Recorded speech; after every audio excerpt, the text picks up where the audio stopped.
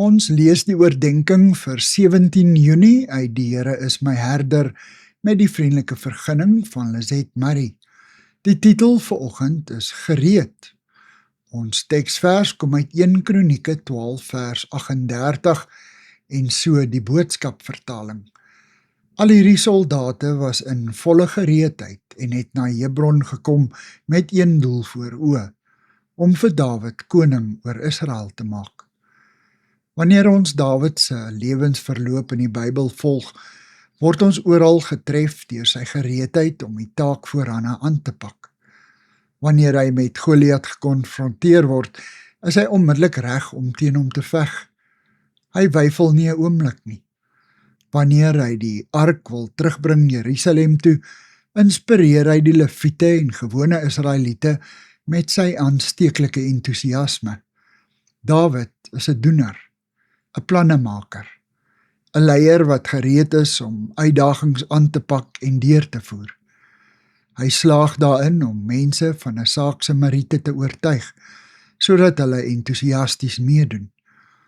Mense vertrou Dawid en volg hom graag. Hulle voel veilig oor sy besluite, want hulle weet ook dat hy God raadpleeg voordat hy optree. Daarom was die soldate in die skrifgedeelte hierbo vreesloos in hulle besluit om op te trek na Hebron om Dawid koning te maak. Die gevaar van doeners is dat hulle soms hals oor kop optree. Hulle raak meegevoer sonder om die gevolge te bedink. Hulle maak staat op hulle eie insig.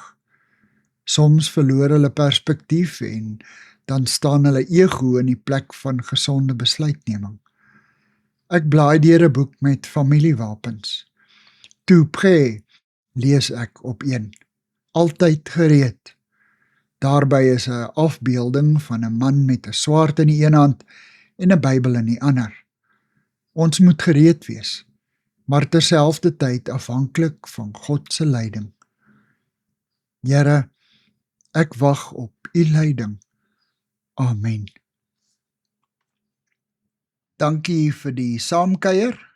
Ek deel Lizette se kontakbesonderhede in die inligtingsparagraaf van die kanaal. Daar is ook skakels na voorlesings van Lizette se ander publikasies wat hier beskikbaar is.